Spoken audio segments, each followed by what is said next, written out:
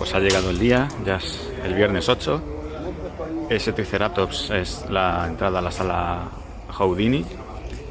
Y nada, a ver qué tal la presentación.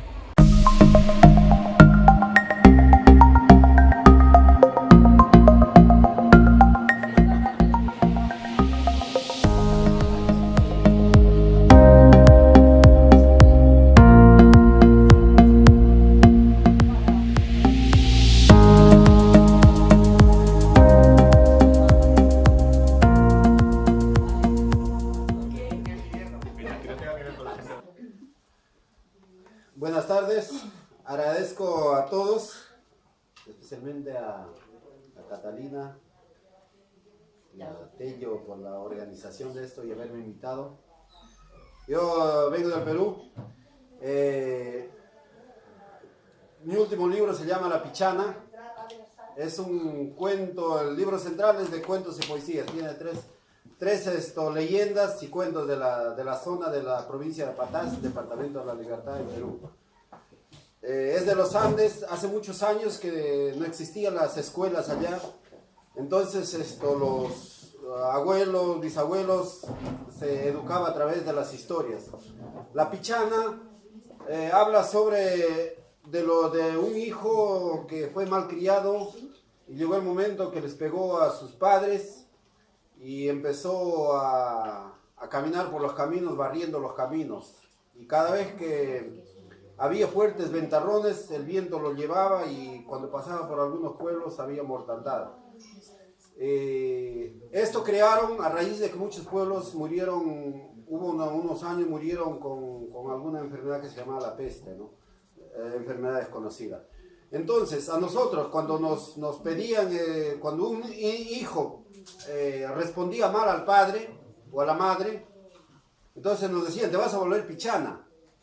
Y por el temor de no volvernos pichana, teníamos que hacer todo lo que nos ordenaban los padres. Entonces, y luego viene la poesía. La poesía, como bien ven abajo, que dice el poeta de los versos Yaxpes. Yaxpe es un dialecto de la provincia de Patás que quiere decir ropa remendada. Entonces, cuando yo gano el concurso de poesía en Lima de 1991, a través de la Facultad de Letras de la Universidad Villarreal, a cargo del doctor Gonzalo Pareja, me puso el poeta de los versos Yaxpes. ¿Por qué? Porque mi poesía es un poco, digamos, remendada. Poesía, querría decir poesía remendada en el sentido de que uso el lenguaje coloquial y también uso el dialecto y el barbarismo que hay en mi pueblo, entonces los combino. He logrado desarrollar un estilo, digamos, propio, en combinar el modismo mío, los barbarismos y el dialecto de lenguas ya casi desaparecidas de los Andes con el español. Entonces, ahora solo quiero leerles una partecita del prólogo de un periodista y escritor de Perú. Grato de leer los libros de nuestro escritor Abner Viera Quesada, nacido en Taurija, Patás, La Libertad, el 22 de septiembre de 1965.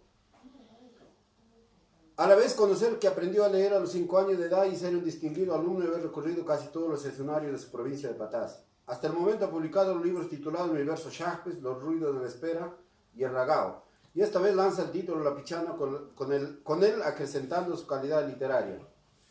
El cúmulo de valores, la prosapia de sus moradores, las imborrables tradiciones, los símbolos, las creencias y modos de comportamiento de los pueblos son rescatados por Abner Viera, con mucha lozanía y lucidez, que permiten alcanzar y fundamentar el sentido de pertenencia, infaltable valor que permite mantener viva la llama del agradecimiento al lugar que nos vio nacer. También el doctor Gonzalo Pareja dice: Taurija es el lugar de su nacimiento, su medio geográfico con sus llanuras, sus cerros, sus paisajes, sus ríos, sus manantiales, su realidad socioeconómica con sus instituciones educativas, sus actividades agrícolas y ganaderas. La observación y autoobservación de la realidad de uno mismo es una forma para lograr la transformación de lo que nuestros sentidos logran percibir y descubrir. No es posible modificar absolutamente nada si el sujeto no conoce el objeto. No se podrá expresar algo de uno mismo si uno no se ha observado internamente. Abner ha vivido un escenario que ha permitido despertar sus sentimientos, su inspiración y ha motivado la creación de su obra literaria, que es una ordenada serie de pensamientos expresados por medio del lenguaje y dirigido a un propósito que en último resultado no debe ser otro que el bien de la persona humana. Esos son algunos que está escrito dentro del libro por el prólogo y el presentador de la Facultad de Letras de la Universidad Villarreal de Lima.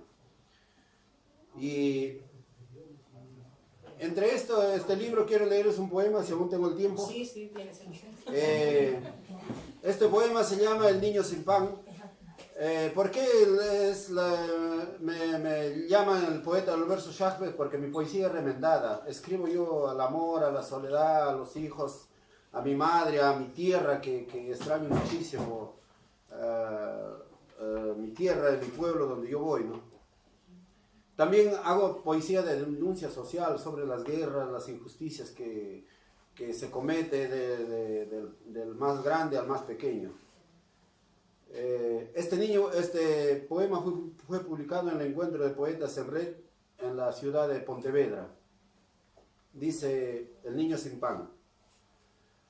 Remojo este iluso y pobre pan en la levadura de mi hambre, entre la vergüenza de mis toscos dientes, en este gruñir de estómago que no se puede multiplicar nada, ni siquiera los 5 panes. Ay, mis hermanos, miles de niños como yo, encogidos entre mantas de indiferencia, que se duermen acurrucados, inanes, en el umbral de sus sueños, mueren sin siquiera ver el otro lado de la orilla de los platos, que muerden mesas y miserias. ¿Hasta cuándo? ¿Somos acaso su carne de cañón para erigirse sobre nuestras ruinas? Pierdo la cuchara de mi instinto. Pido pan para esta carne de mi carne, pan que se enloda en lujosos trajes y corbatas. Mi pedir es un insulto. Acallan a mis padres con balas y fusiles, con rejas y bombas lacrimógenas. Busco una luz de libertad dentro de mi hambre.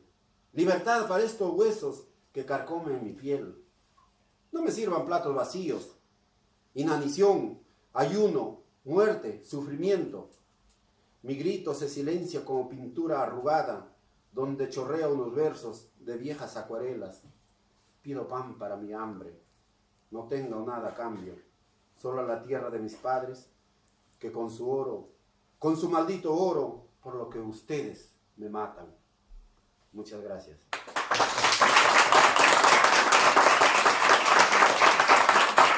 Antes de terminar, agradezco a todos los participantes, en especial a Edwin, que viene también desde la provincia de Patás, a la profesora Shirley Montalbán también, que viene desde Perú, sabiendo que un paisano está presentando la pichana acá en Madrid. Y muchas gracias, el libro está acá a cuenta de los organizadores. Muchas gracias. Antonio Ríos es mi nombre, para escribir. Es mi primer trabajo publicado, tengo algún otro más, pero bueno, hoy venimos a hablar del Boom. Es una aventura que está basada casi íntegramente en la isla de Borneo, que no es una aventura que en principio iba a ser publicada. Yo no sabía que iba a ser escritor cuando empezaba a escribir, o que quería ser escritor, más bien. Ahora sí lo sé, y lo puedo decir alto. Cueste lo que cueste y pase el tiempo que pase, porque ya sabéis cómo es esto, es una carrera de fondo. Entonces esto es el trabajo, o más bien la recompensa de algo que yo no esperaba. Quizás sea más grande de lo que pensaba en sí la obra. Bueno, es una historia en la que vais a aprender, o se va a aprender mucho, se va a poder aprender mucho, saber mucho del folclore de Borneo, de la historia de esta isla. ¿Por qué? ¿Por qué Borneo? Bueno, principalmente porque es un paraíso, es un bosque primigenio que todavía existe a la civilización, o más bien sobrevive a la civilización, perdón, que prácticamente está deforestado. Cuando me decidí a escribir la historia, yo que soy amante de la naturaleza, me encontré con la isla de Borneo y me pareció necesario que la gente supiera lo que pasa allí. Sé que todos conocéis el aceite de palma, sabéis el gran daño que hace. Cuando escribí este libro todavía no había leyes, no había nada contra esto, porque en Borneo en los últimos 30 años se han matado más de 50.000 orangutanes por el aceite de palma. Os estoy contando lo que hay detrás de la historia, porque realmente la aventura no tiene nada que ver, ¿vale? Pero es lo que desencadenó la aventura en sí. O sea, te la vas a encontrar entre líneas, como se hacen a veces las cosas. Yo pensaba que los lectores de la aventura quizá iban a indagar un poquito detrás, que se iban a preocupar por la historia de Borneo, etc. Pues no. O sea, nos dedicamos a leer la aventura, si nos gusta, y si no también, eso está bien, porque con cualquier libro, como yo hago también. Pero me doy por satisfecho con esta aventura, porque sí que pretendía un poco lanzar esa protesta, y sin querer, ahora hay leyes contra el aceite de palma, hay muchos países que no lo permiten, hay muchas marcas que ya lo han desechado, y bueno, aunque el daño ya está hecho, creo que es un paso. Por lo tanto, para mí creo que está conseguido uno de los objetivos. Claro que no tuvo nada que ver, pero bueno, ahí está, ¿no? Un granito se puso.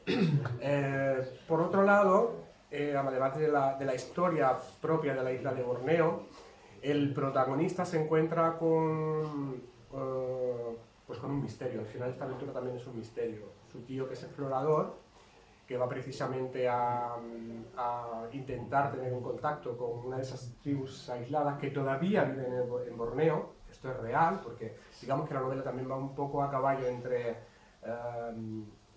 la realidad y la fantasía, o las leyendas, y bueno, eso también es lo bonito, ¿no? Que descubras qué hay de verdad y qué es leyenda o qué es folclore.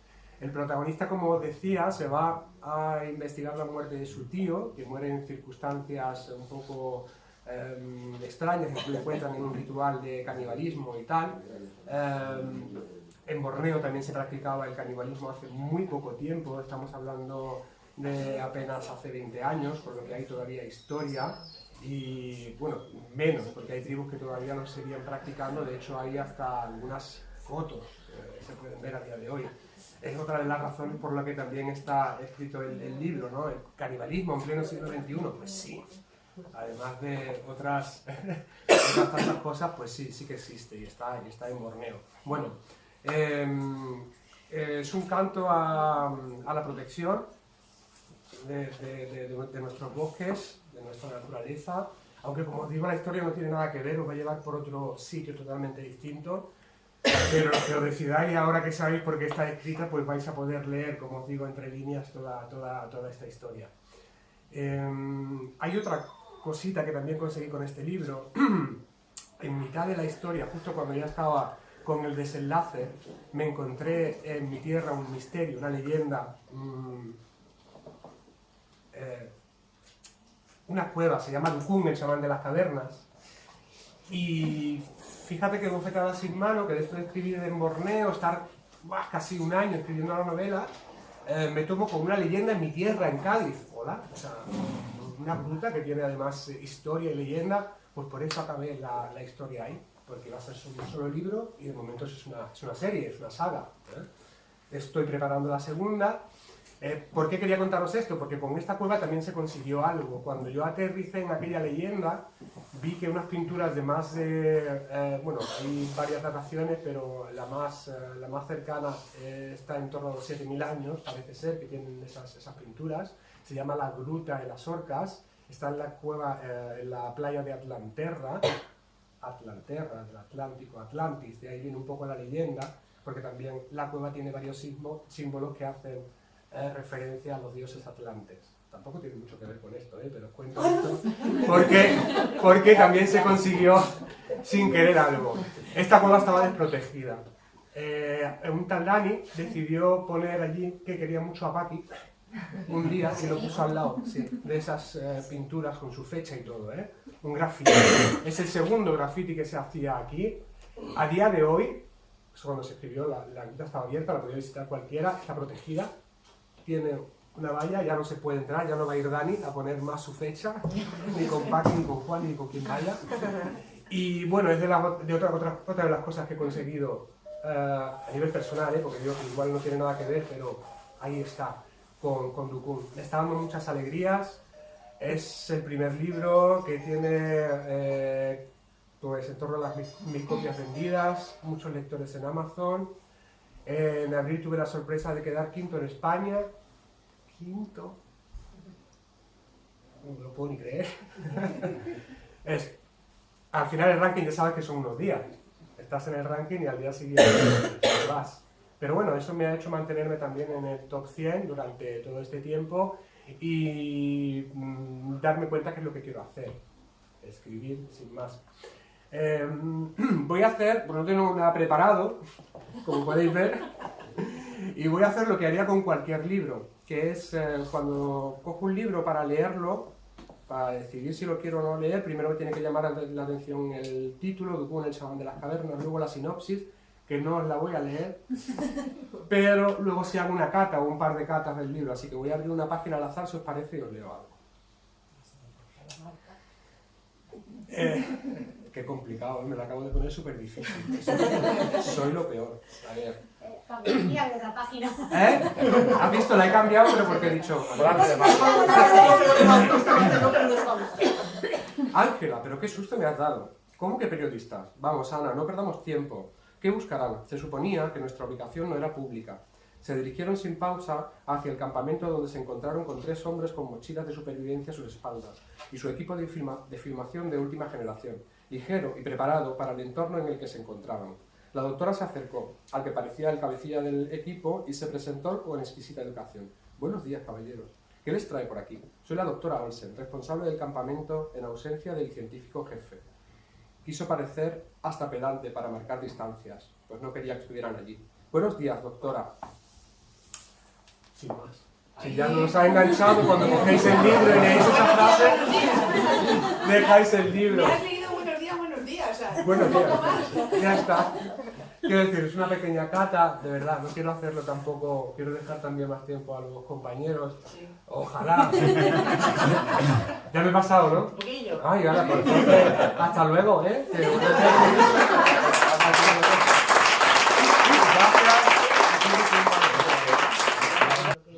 La novela.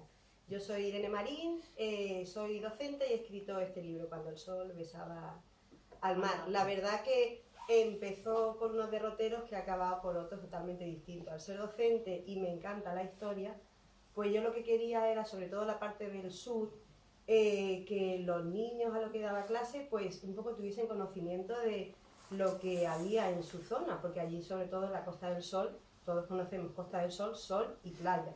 No conocemos nada más que eso, o poquitos conocen un poco más. Y hay muchísimos restos arqueológicos, muchísimas zonas a las que visitar, que están totalmente aisladas, perdidas y demás. Entonces, pues me planteé empezar a indagar en cada uno de esos lugares, desde Granada hasta la costa de Chiclana, en Cádiz, y empecé a ver pues un montón de leyendas, un montón de restos de sitios, de incluso tesoros y demás. Estuve 5 años documentándome para escribir la novela, que en principio era una novela para niños adolescentes, ¿sabes? No más de 90 páginas, 100 con dibujos y demás. Quedan ahora mismo algunos dibujos en el interior. Y nada, me puse. Lo que fui encontrando y buscando y hablando con gente de la zona y demás, pues me fue cada vez llamando más la atención. Y entonces pues la novela empieza en Granada, en el Patio de los Leones, coincidiendo con la restauración del Patio de los Leones. Diego Lasso es un joven arqueólogo de 24 años y en ese proceso de restauración descubre un cofre de marfil. Descubre que es de origen fenicio y a raíz de ahí pues empieza a investigar de qué es ese cofre, que además entran a robar a su casa, le van dejando mensajes de oye, sal, que esto es peligroso, tienes aquí un misterio, descúbrelo. Luego también descubre que, esto como son las primeras páginas lo digo, si no, me hago spoiler. Descubre que su padre murió con 14 años, cuando él tenía 14 años, no el padre con 14, sino cuando él tenía 14 años, y murió supuestamente en un accidente de tráfico. Entonces la trama va descubriendo que no fue así.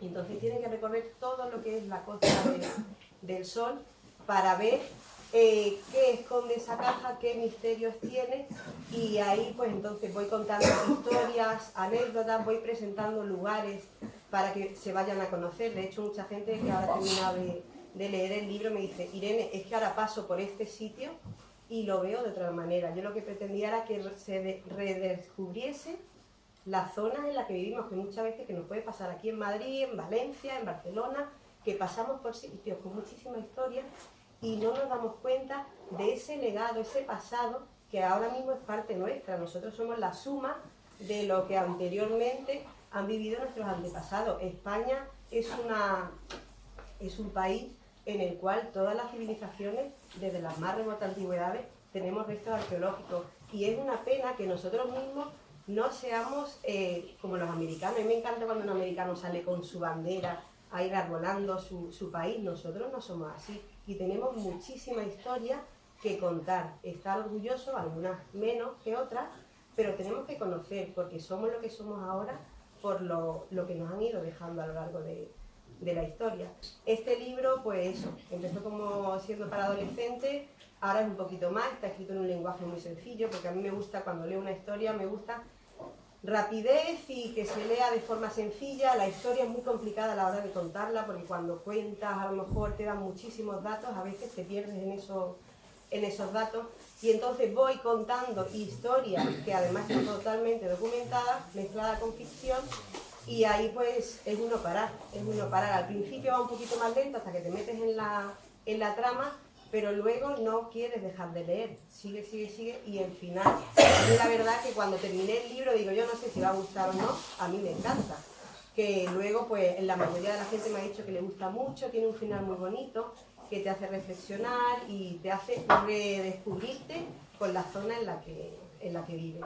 Y poco más. Yo soy escueta en palabras, igual que a la hora de escribir, y nada, yo no voy a leer nada. Si quien quiera leerlo, que lo lea. Bueno, nada. Venga, hombre, una paginilla así, una carta. Leo para la primera página. ¿A quién está dedicado? Estoy nerviosa, ¿eh? Yo te digo, yo he visto a ellos dos súper sueltos, yo estoy nerviosa. Sí, por eso te lo hemos dicho. La puñalada. Esa que es la última, ¿no? Leo la dedicatoria, ya que... Y una página que veis que es cortita, que no voy a quitar minutos. Dedicado a todos los que valoran lo que poseen e iluminan a los que les rodean con su maravillosa sonrisa, retando a los obstáculos y jugando con esas benditas casualidades que les ofrece la vida. Es un resumen de lo que va en el libro. Y solo leo la primera página, que no tiene más de 100 palabras, como los retos que mandáis. Bueno, 102, lo mismo me elimináis. Australia, julio 2013. Aquella sensación era inexplicable. En ese momento comprendió la sensación mágica que se producía cada amanecer cuando el sol besaba con esa dulzura al mar. En ese momento sintió la fuerza de las olas, el poder de lo verdaderamente importante, el sentido de lo que significaba estar vivo. Solo estaban ellos dos, fundidos en un abrazo, eterno e infinito, sintiendo su respiración, sintiendo la brisa que tímidamente les acariciaba el rostro, sintiendo que el universo entero les pertenecía por fin.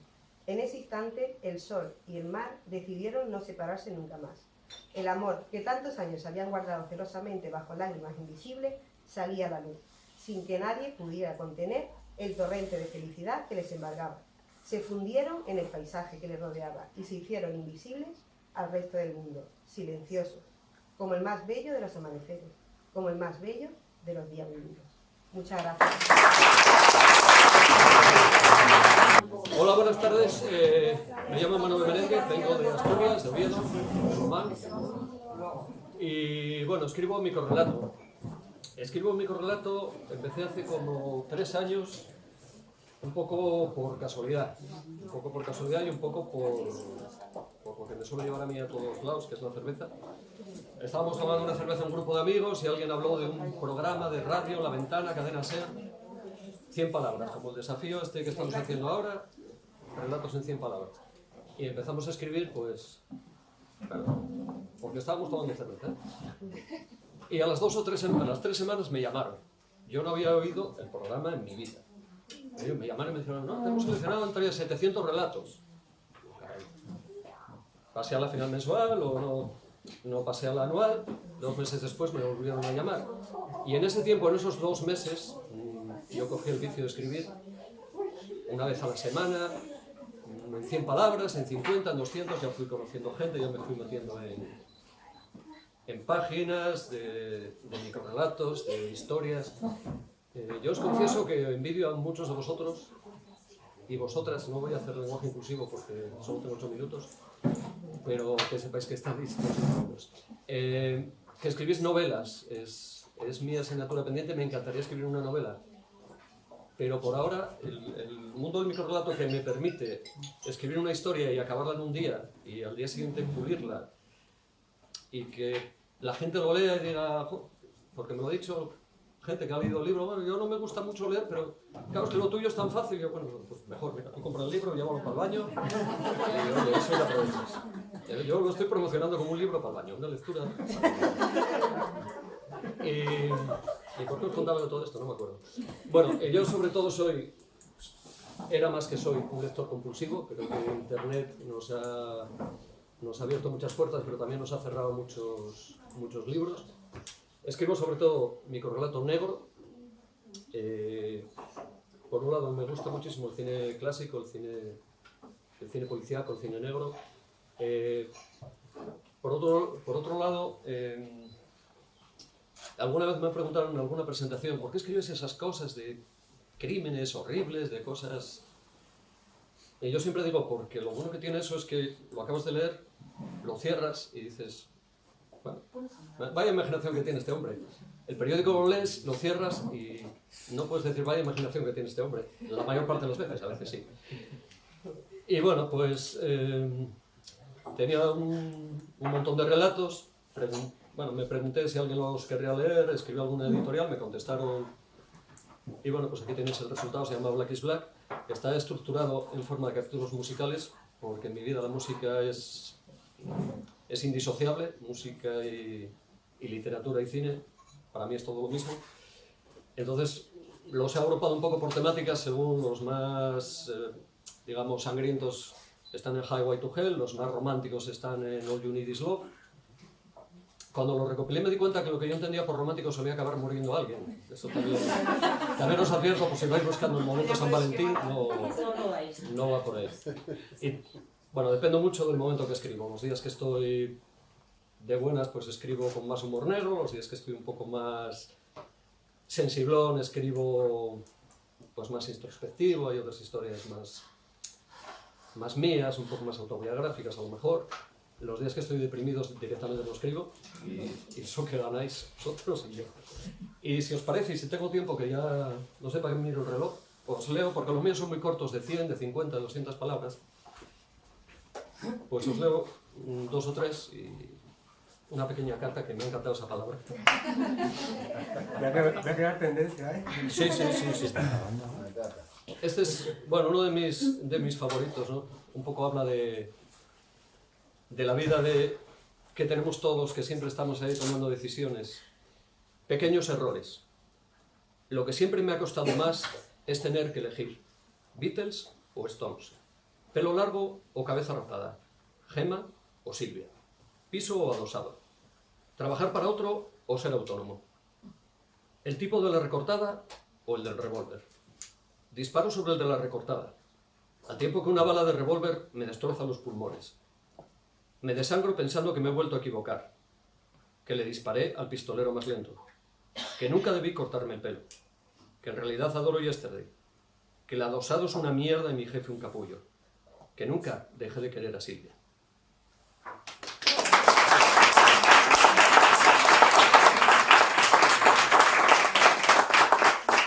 otro de los que, bueno, vamos a llamar románticos entre comillas, se llama juegos de pareja.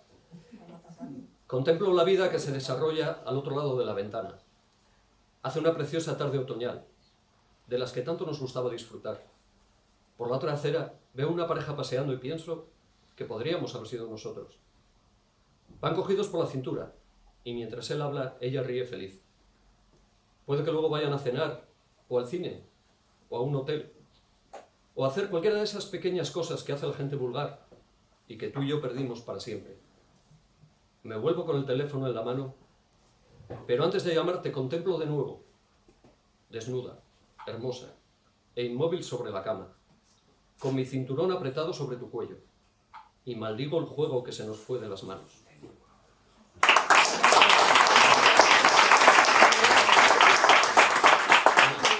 Voy a leer dos muy cortitos y ya le dejo el siguiente, creo que muy bien de tiempo. No va a ser que me mate. Estamos en no, a ver, un poco más ligero, se llama El Día de la Bestia. Toda nuestra raza conocía la profecía de este tiempo inmemorial, pero nunca creímos que nos fuera a tocar precisamente a nosotros. Cuando de recién nacido vimos que nuestro hijo carecía de cuernos y cola, pensamos en una terrible enfermedad. Pero hoy se cumplieron los peores presagios. Le han salido alas blancas.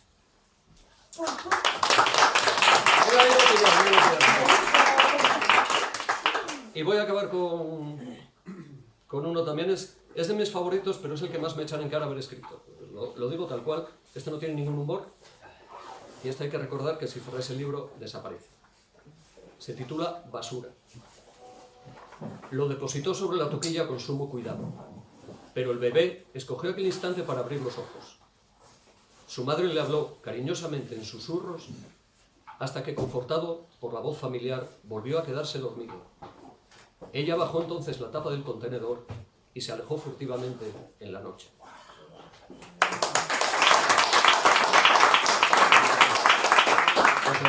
Bueno, pues hoy presentaría este libro, que es Curvas y otras fatalidades, que, bueno, como veréis por ahí, es una edición 10º aniversario, así que creo que me tocaría hacer en capítulos anteriores. Este libro es una reedición para Amazon. El original salió, pues eso, en 2008 y nació de los relatos que iba subiendo a un blog. En aquella época todavía el mundo del blogspot estaba bastante en boga y había muchos blogs donde diferentes escritores, escritorzuelos o lo que fuera subíamos nuestras cosas y había círculos de blogs y nos contábamos y tal. Y a partir de ahí pues salieron los relatos de este libro. Luego vendrían dos más, uno de 2009 y otro de 2010, que sería como la trilogía de libros de relatos que tengo. De hecho, bueno, el siguiente, que es Tormenta y otros fantasmas, saldrá este año, no sabemos cuándo. Y bueno, sobre este libro, comentar que Curvas, aunque, bueno, soy escritor sobre todo de relatos, más o menos cortos, más o menos largos, pero sí, los tengo de 50 y de 2500, a gusto del consumidor. Pero Curvas, aunque en principio la idea era que fuera un relato largo, yo creo que, y sobre todo últimamente, creo que lo que es una micronovela. Porque, bueno, tiene capítulos y van pasando diferentes cosas y normalmente el relato suele tener cierta unificidad, o sea, suele suceder todo en el mismo espacio, hay pocos personajes y aquí sí que hay muchos entornos y tal. La historia no puedo hablar mucho de ella, bueno, es el relato o micronovela principal del libro, busca como la mitad más o menos, y me resulta complicado hablar de ella sin hacer spoiler. Y es complicado, bueno, aquí hay algunos que lo habéis leído, por ejemplo, Katy, y es que hay un momento en la novela donde hay gente que la ha leído que me ha comentado que este momento es como una bofetada con la mano abierta, porque no se ven venir. Y no es que sea desagradable, es una cosa interesante, pero que... Como correctora que me engañé totalmente. También, por ejemplo. Sí, a ver, está intencionado y es un momento en el que juego un poco con los prejuicios del lector, en cierto modo, porque también en la micronovela, por así llamarla, el tema de los prejuicios no se explicita, pero sí está sobrevolando un poco el texto, ¿no? La forma de reaccionar de los personajes. Entonces, bueno, pues, ¿qué comentar? Comienza con, por así decirlo, el núcleo duro comienza como con un accidente de coche en el que hay una chica accidentada que resulta ser una prostituta que escapa de una trama de tráfico de personas. Entonces, bueno, en cierto modo se la rescata, surge el amor, hay varias comidas de cabeza, en realidad es una micronovela romántica casi, mezcla de road movie y tal, y bueno, llega el cambio el punto de inflexión donde cuando lo leáis descubriréis qué es lo que ocurre, y es que tampoco puedo decir mucho más sin desvelar. Es que hay un giro que, claro, no se puede comentar. Como harás la cata ahora y se habla justo. No, porque no voy a hacer cata, voy a ir a tiro hecho. Y bueno, la gente que la ha leído me ha solido comentar que sí que le gustaba, que ese punto en concreto no se lo esperaban, que alguno incluso me ha comentado que es que ha vuelto al llegar a ese punto ha vuelto hacia atrás para ver si es que no se habían dado cuenta o qué, pero es que claro, el golpe está buscado. Y bueno, el resto de relatos son más o menos variados. Ya digo, los hay bastante cortos, de 100, 100 pocas, los hay de varias páginas. Y un poco el hilo conductor de todos ellos es el subtítulo, que serían las otras fatalidades. Algunas más fatales que otras, claro. Siempre hay está rondando un poco la muerte por ahí, o un final feliz que realmente es un poco agridulce. Y pues hay bastantes temas y bastantes géneros también. Hay, por ejemplo, relatos que son fantásticos de dragones y señoras y caballeros. Hay relatos más de ciencia ficción, hay relatos más realistas, hay algunos que son más tirando hacia el humor, metiéndote, por ejemplo, en la piel de una lagartija o en la piel de una mosquita. Sí, una mosquita rebelde, un mosquito rebelde que quiere fugarse del enjambre con su novia mosquita. Las cosas de los mosquitos son complicadas. Y también hay relatos que pueden tocar un poco el terror, como un relato donde un niño se enfrenta por primera vez a la niebla. Bueno, creo que es bastante variado y entretenido. Y bueno, paso directamente, en vez de hacer cata, voy a ir a tiro hecho, porque la cata puede saltar después. Si hacéis cata... ¿Con Rafito? Sí, no, voy a leer un relato de los que son más cortos. Y si hacéis cata, hacerlo por detrás. Eso suena muy mal, ¿eh? Si hacéis cata a partir de la página 66, por si acaso. La 69 tampoco está mal. A ver, voy a ir. Tenía que haber puesto el marca página. Sí. Eso es una buena cata, ¿eh? Al azar. No, este es buscado. Bueno, antes de hacer la cata. Invéntate uno. Ahora sobre la marcha.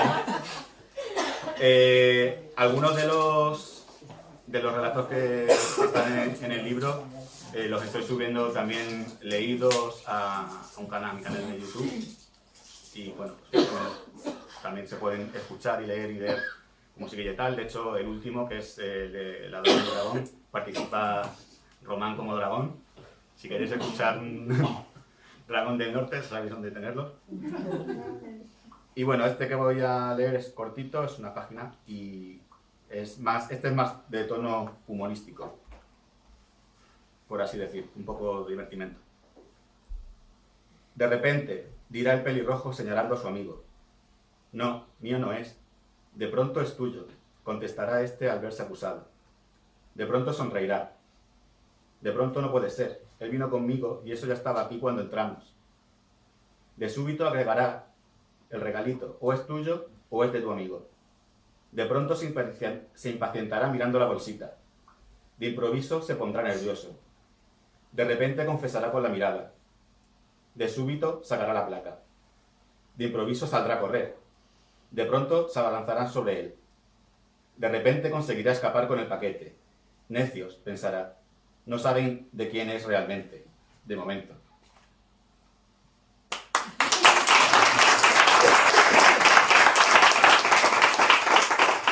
Bueno. Estoy decidiendo, ¿eh, Dani? Sí. Bueno, pues nada, decir que esta edición con respecto a la anterior tiene 5 relatos nuevos y los antiguos están revisados y corregidos. Y ya está, si lo que despedir, pues nada. Como estamos aquí, pues yo pensaba hablar de los misterios que tiene el libro. El primero, que Eduardo Gibelalde es vasco, pero ni yo, ni mi padre, ni mi abuelo, ni mis abuelos, ni mi tatarabuelo somos vascos, somos todos de Madrid. El segundo misterio, el título. Ya no vuelan cometas en los cerros del viento.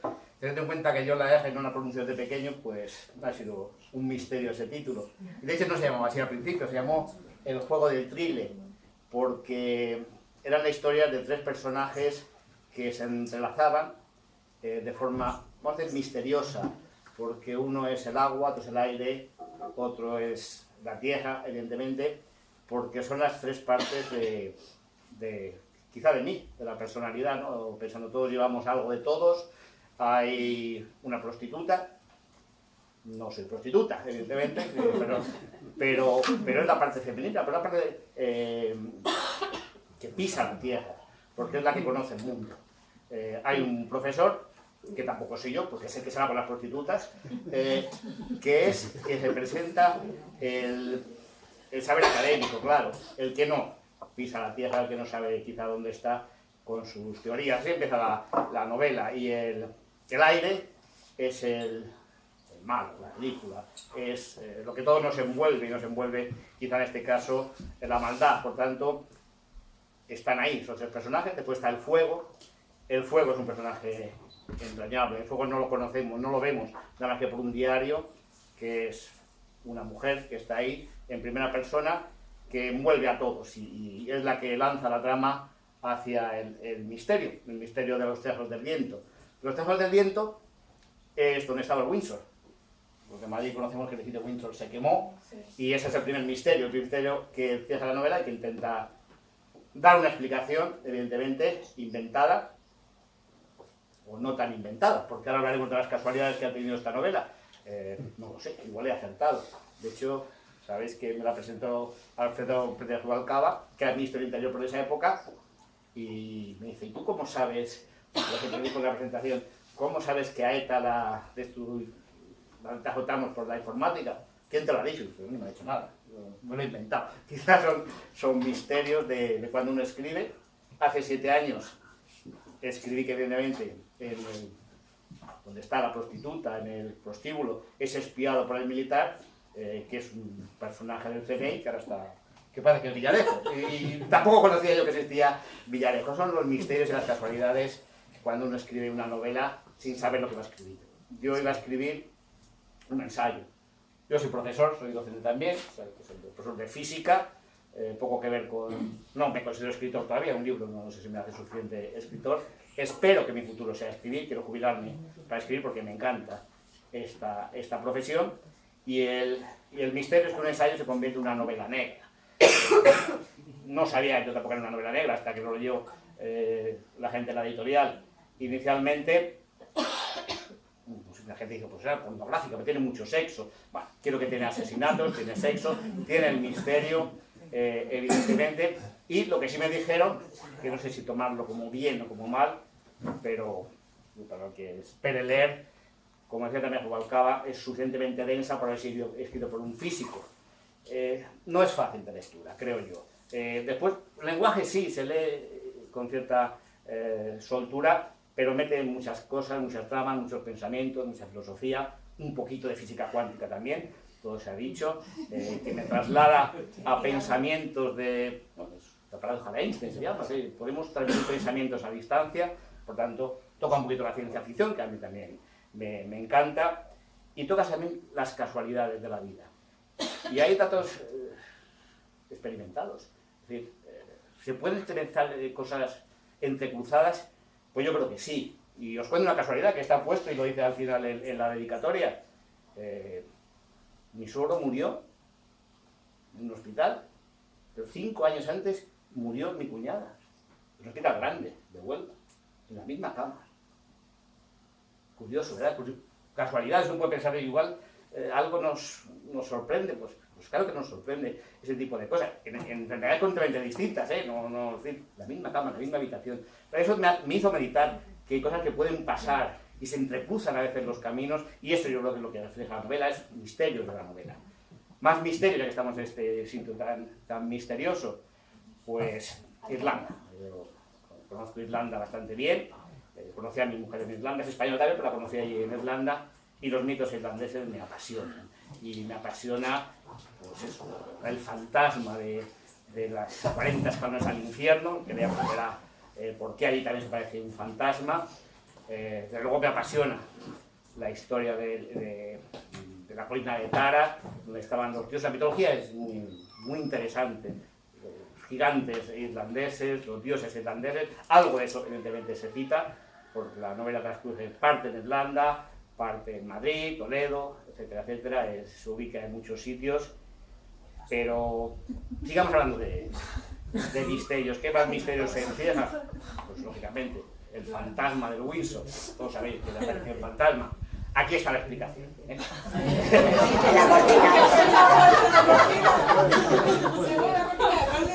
Y el fantasma del Windsor, pues también es una...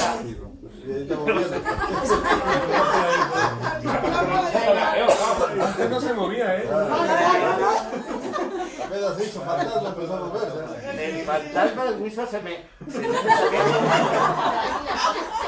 Ahí me ha asustado, Pues también es un dato casi autobiográfico. Me lo desarrollé por un dato, parece por qué. Pero yo, desde 18 años, me operaron de un tumor, pero antes de la operación, yo tenía viajes astrales. Yo notaba, estaba medio despierto, medio dormido, no sé dónde estaba, pero notaba que viajaba fuera de mí. Cuando me operaron ya desapareció. Por tanto, pues, eso me hizo pensar, ese personaje va a salir evidentemente de su cuerpo, ya lo veréis, y va a hacer de fantasma del Windsor, evidentemente. Por tanto,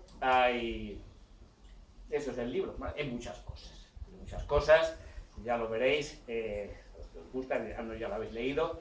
Los que lo han leído, los primeros también, que cuando mandé el libro a que me lo corrigiera alguien que sepa, me dijo una cosa que no sé si es buena o mala. Dice, Eduardo, tú puedes ser un autor de culto. Lo cual digo, imagino que es que no, obviamente, un libro, un duro, pero bueno, pero al menos la gente se quedará pensando, hay algo más. Quiere decir muchas cosas el autor, y yo creo que sí, y está ahí, para que lo disfrutéis y para que lo quemáis también, si os asusta. Muy bien, gracias.